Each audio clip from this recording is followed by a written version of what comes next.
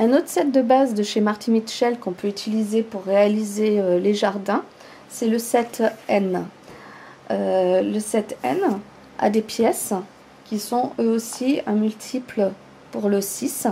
Et donc si vous utilisez le set N, il vous faudra choisir un bloc composé de 6 cases.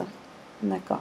Alors, ici, moi, mon idée a été de récupérer tous les petits morceaux que j'avais pas utilisés pour mes différents blocs et donc de couper dedans le set N, donc le N79, et donc ça je l'ai coupé dans tous les petits morceaux qui restaient. Ça peut être aussi un moyen pour la dernière étape, donc de réaliser quelque chose avec tous les petits morceaux qui nous restent une fois coupés tous nos autres morceaux.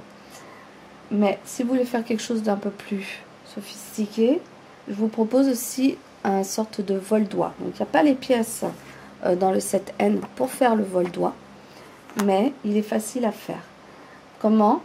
J'ai coupé des bandes de la taille du N79 et ensuite j'ai tout simplement pris une règle en inch et j'ai coupé des morceaux ensuite de 2,5. D'accord? Donc ça, ces rectangles là font 2,5 de largeur. Et ensuite j'ai réutilisé mon gabarit pour venir tailler mes coins.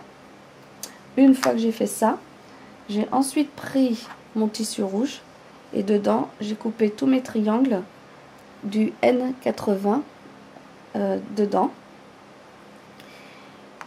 Et plutôt que de faire la technique du triangle sur lequel je vais prendre la technique des triangles dans les angles. Donc j'ai coupé mon rectangle et grâce à mes repères, d'accord, je vais placer mon triangle en alignant bien ces trois coins ici et celui-ci. Une fois qu'ils sont bien alignés, je vais venir coudre et mon repère, ça va être cette ligne-là.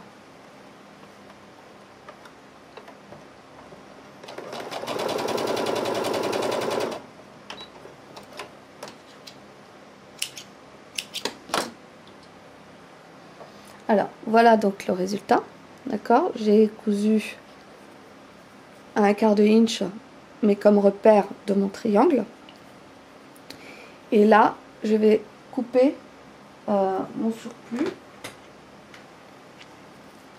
Donc là, je vais couper ce petit morceau en trop.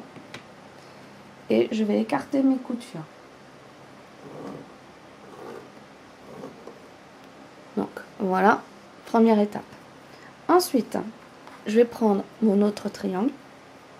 Je vais surtout en priorité l'aligner ici, d'accord? Et normalement, il va se placer correctement.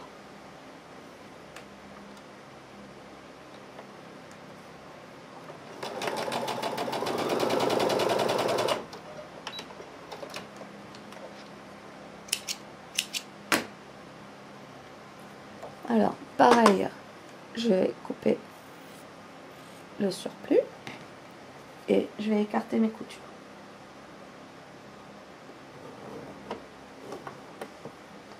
Et voilà comment on peut réaliser un modèle de vol-doigt avec le set N. Voilà. Alors, ensuite, vous n'aurez pas le gabarit pour faire le centre.